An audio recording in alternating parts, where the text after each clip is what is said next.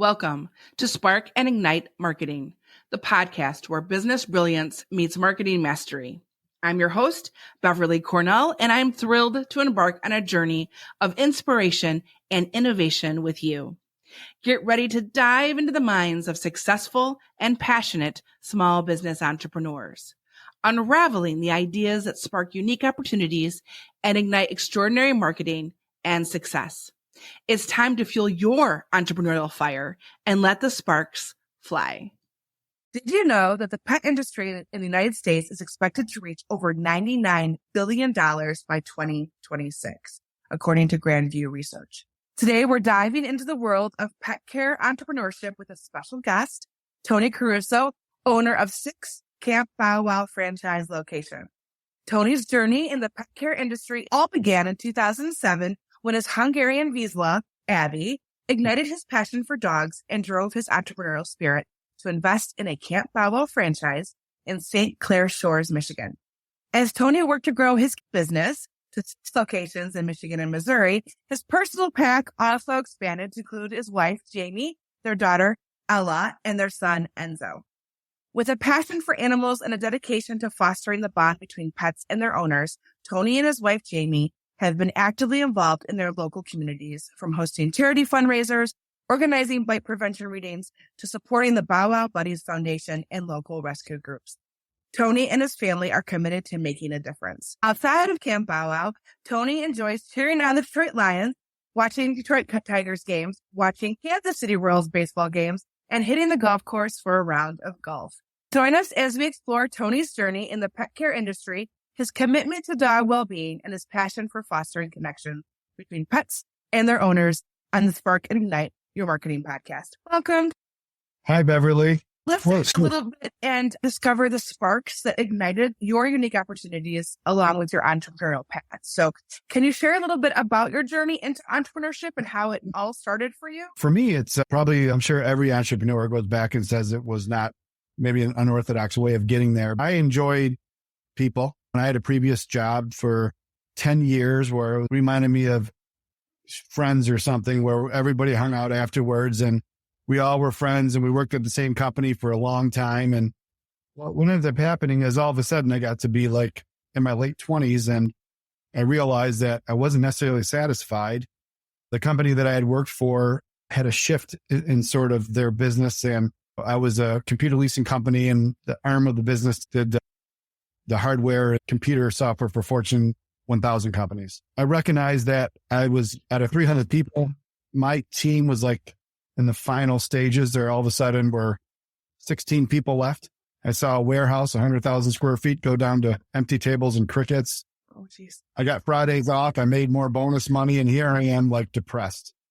I get a little bit more money opportunity, more flexible scheduling, and I'm not motivated to get up in the morning. And they hit me. It's you're trying to chase the money. You're trying to chase the time off.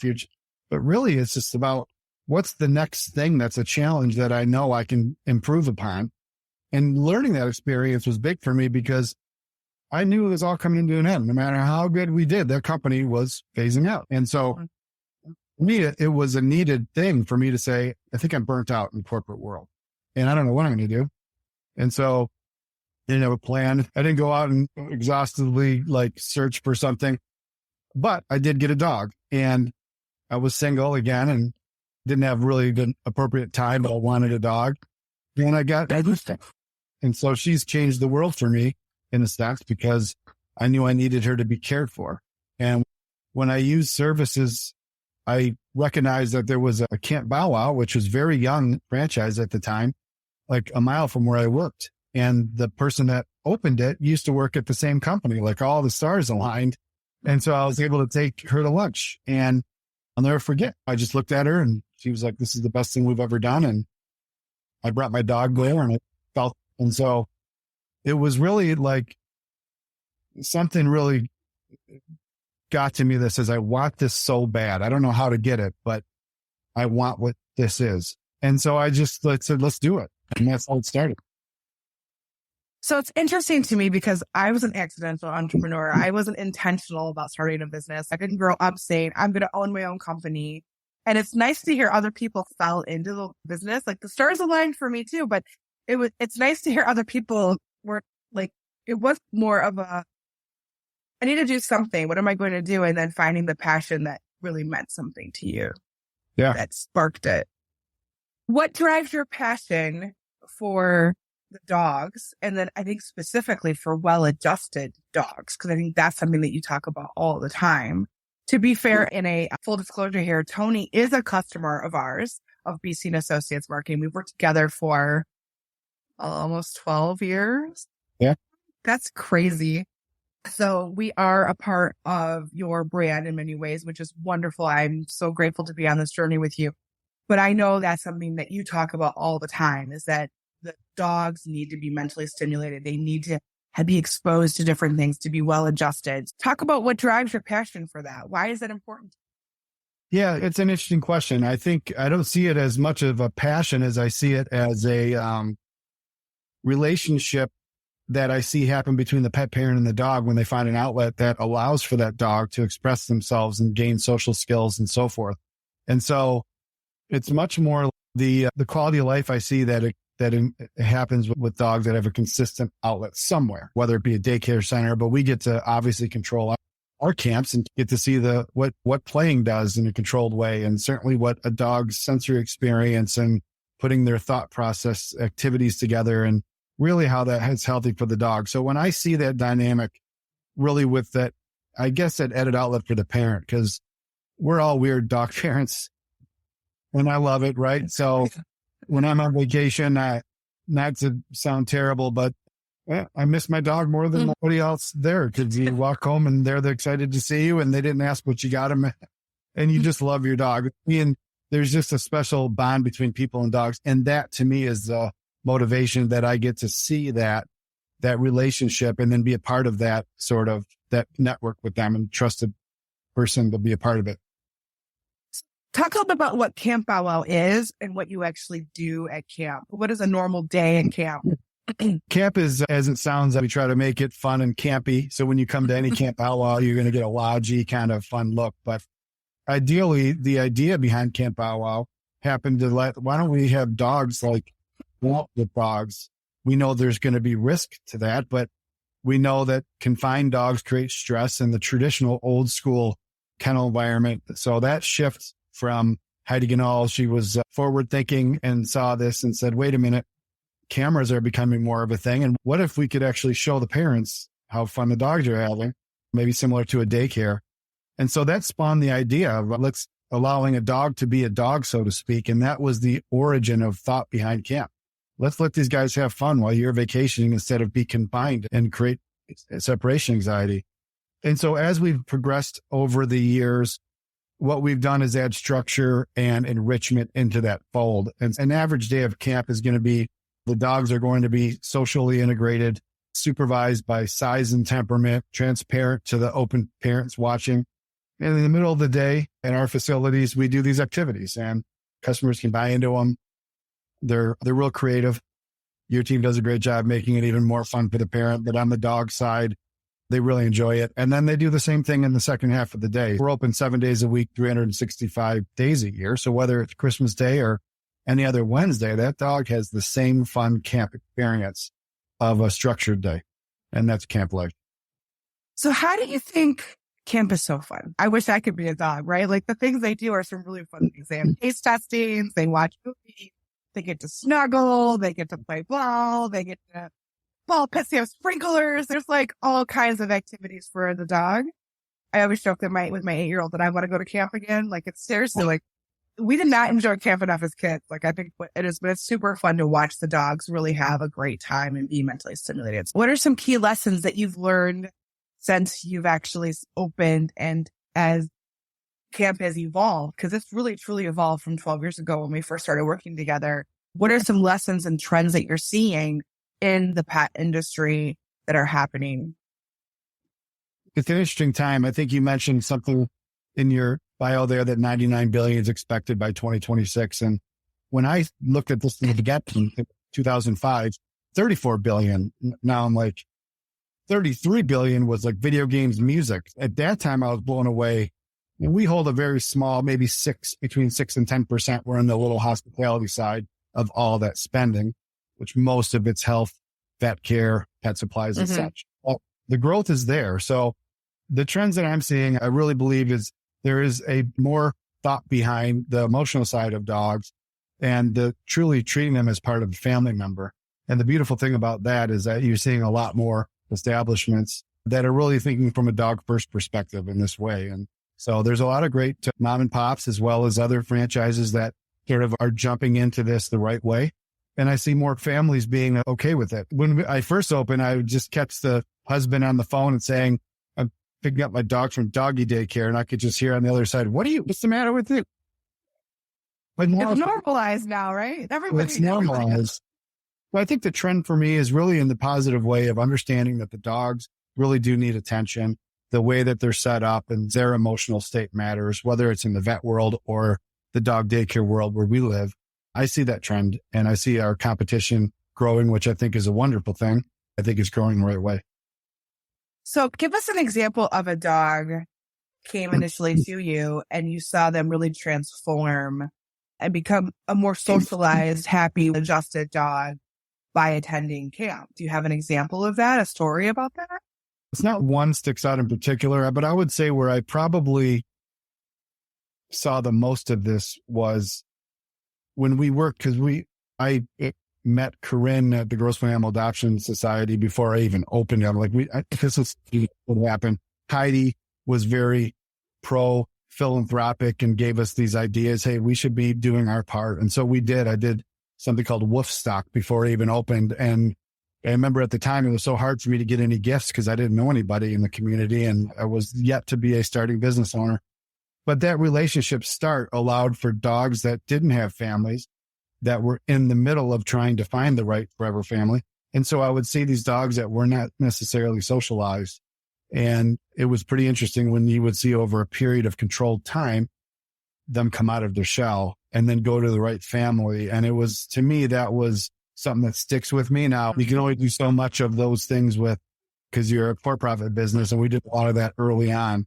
But I can say that there are plenty of times that I see pet parents that don't know anything and they think they need dog training and they don't know what to do. And when we bring them into the camp program, they become friends for life because we've answered something they didn't know that they needed, which was that outlet of social skills and that outlet of mental stimulation and or that improved behaviors. That's never changed. That stayed the same. It's just, I think it's more people now broke out of her shell after day 4 and totally became this amazing dog. And we were able to control that. Anyways, I said, that if we find a name to foster, that means they're going to still show the dog. And after a week, she's, no, I need to keep Bella. So, they call that foster failures. And Quirky Dalmatian named Cora. Is quirky the right word? Well, socially awkward. She smiles, which is adorable. Like her whole teeth and everything. It's adorable. Now let's delve into what helped him ignite his marketing and business success. So you started off with one camp. Did you always want to have 2, 3, 4, 5, 6 locations? Is that something that was always in your mind?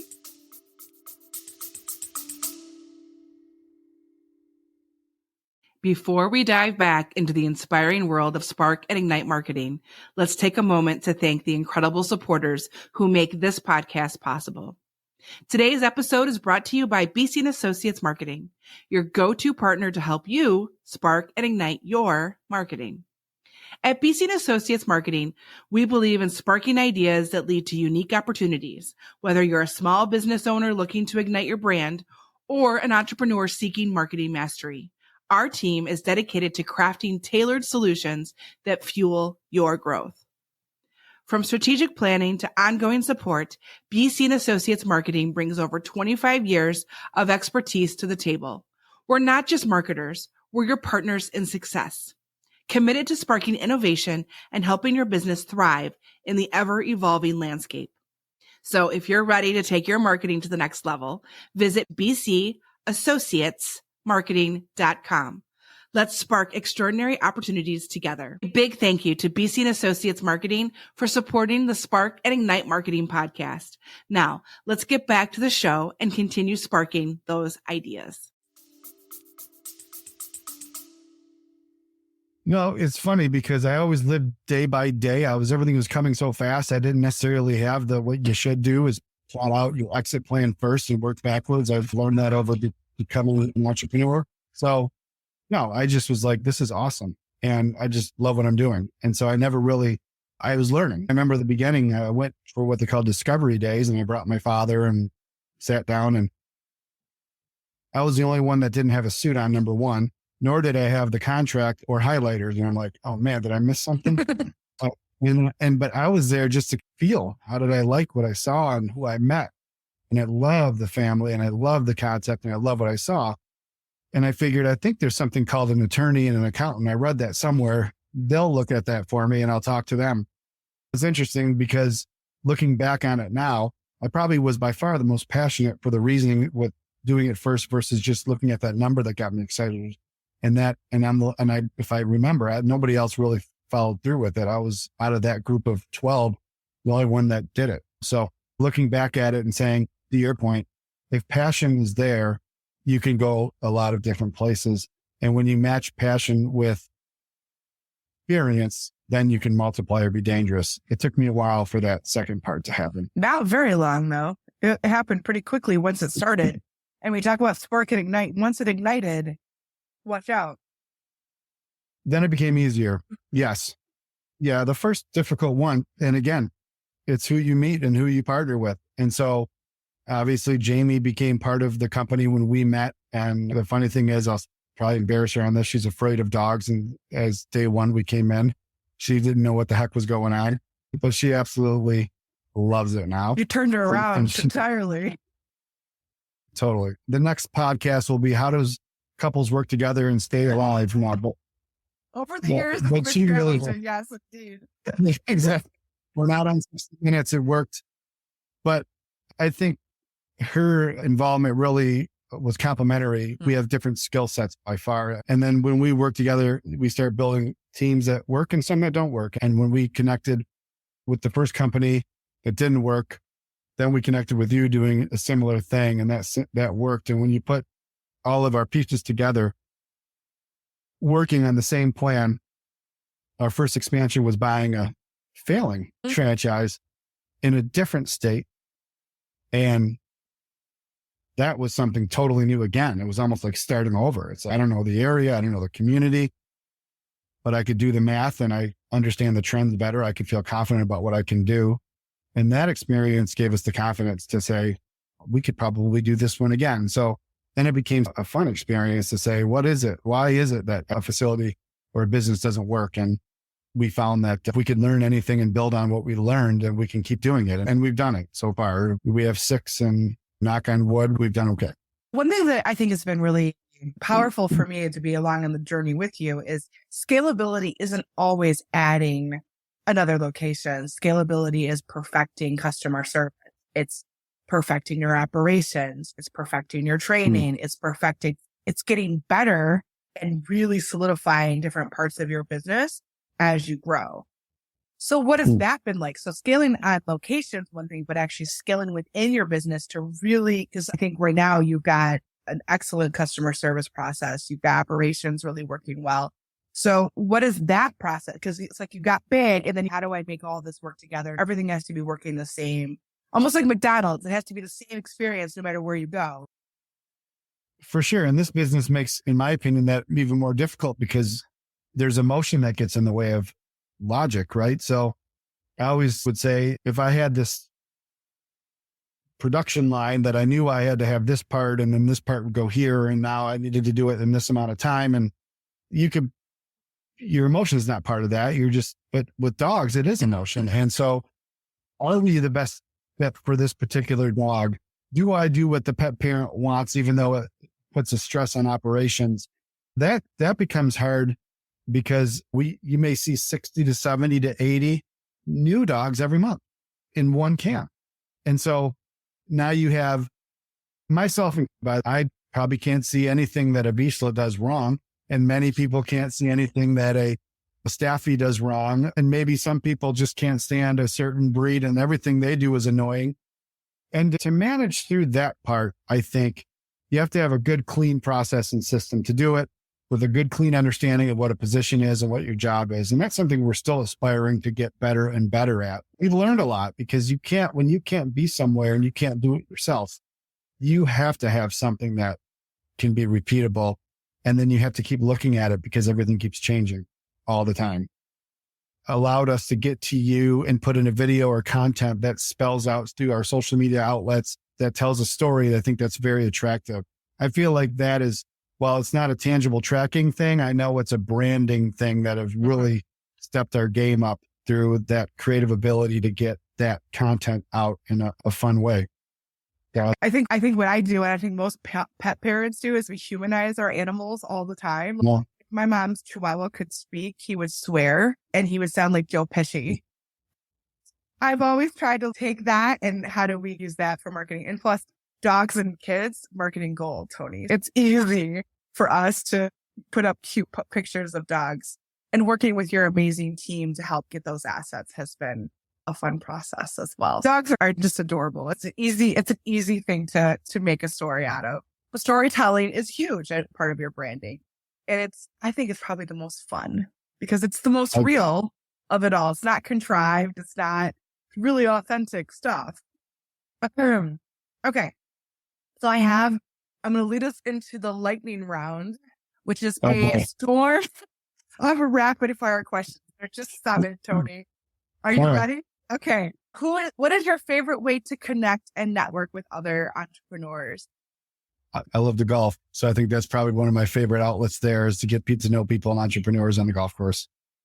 What is your favorite business or marketing book about these things from? I think it's what I've learned. I started with Quick Rich Dad Poor Dad with Robert Kiyosaki as my first business book in college. And I feel like it's the next book is the best one. Leaders Eat Last is one that I'm just about finished with.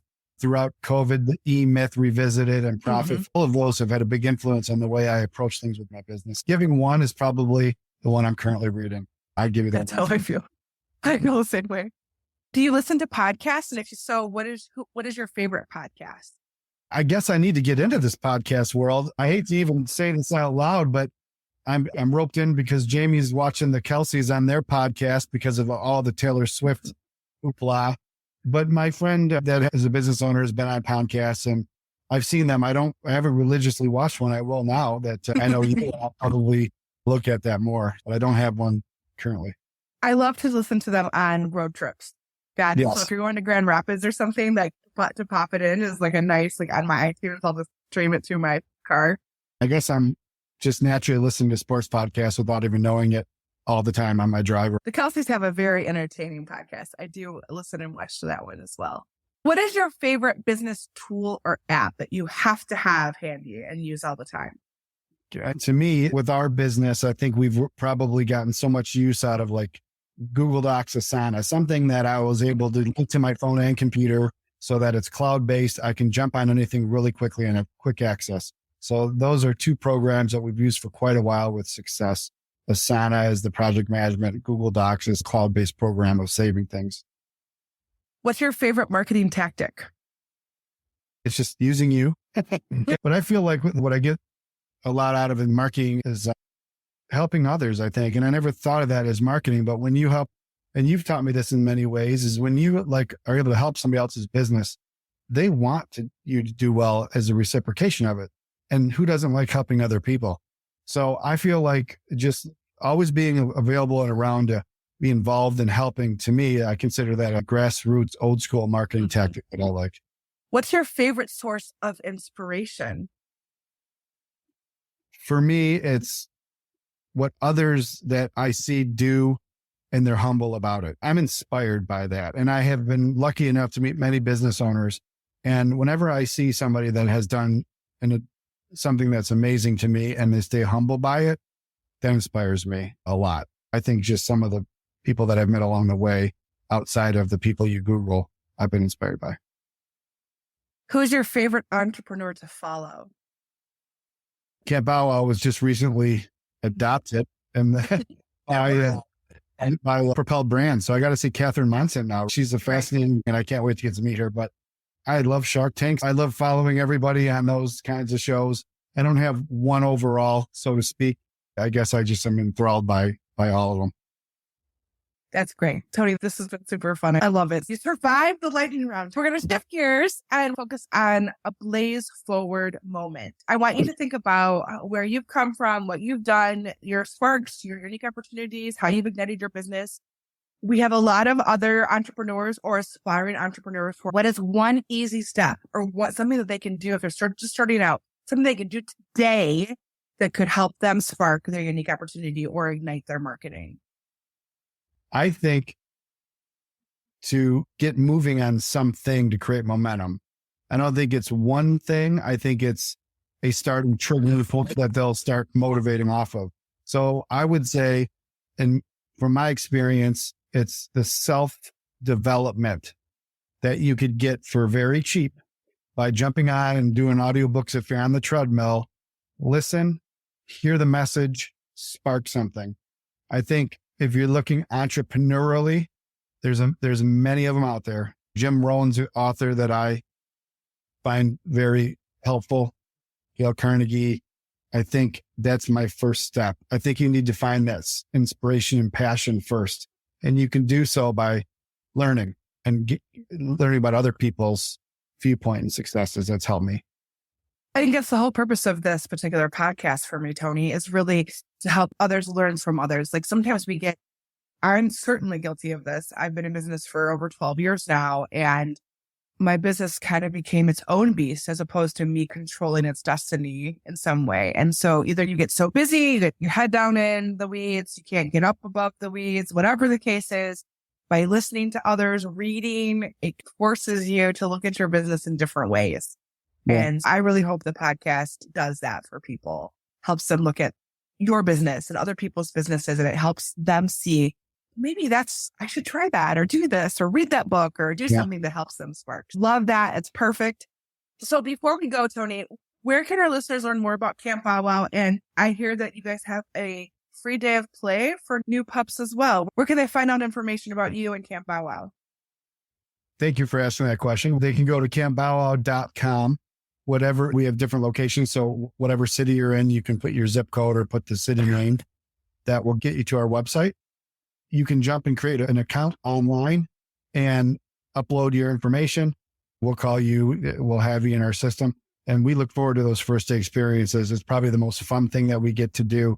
There's a little bit of qualifying in the front end, but it's a very fun experience. And we love that every day that we get to wake up to is to see the new dogs that we get to meet. You are in St. Clair Shores. You have 2 locations. You have your main camp and a little camp that's for smaller dogs specifically. It's a very unique thing that we're test piloting for the Camp Bow Wow. And it's for us, it's worked out really well. So it's little dogs only, not to give everybody an equal chance, but if you're over 40 pounds, can't go with that one. Then you have one in Brighton and you have one in Grand Rapids, all in Michigan. So 4 camps in Michigan. And then you have 2 in Springfield, Missouri. So last week this is a really important question. It was Kansas City Chiefs and the Detroit Lions in the championships. If they were going to go head to head, how would you be able to choose? I'll say that the Lions that tore my heart out last week. I'm rooting for the Chiefs big time. We waited 30 some years. We had it. Good. Well, it's fun now. They're exciting. They're if we can get Campbell and those guys on podcasts, we can learn a lot from them. They built that thing. For sure. I would agree. Thank you so much, Tony. This has been extremely fun and inspiring for me. We've had the pleasure of delving into the world of pet care entrepreneurship with Tony Caruso, owner of 6 Camp Bow Wow franchise locations. From sharing his journey with Abby, his beloved Vizsla, who ignited his passion for his business, to discussing his dedication to the importance of mental stimulation for dogs. Tony has provided valuable insights into pet care entrepreneurship. And as we wrap up, we want to thank you, Tony, for sharing your experience, wisdom, and passion with us. Remember to tune in next time for more inspiring stories and actionable strategies to spark and ignite your marketing journey. Until then, keep spreading joy, building connections, and unleashing your entrepreneurial spirit. Wrapping up another episode of Spark and Ignite Marketing. For your weekly dose of inspiration, join our community on LinkedIn, Facebook, Instagram, or TikTok for behind the scenes and exclusive content. Until next time, keep the spark alive and stay inspired.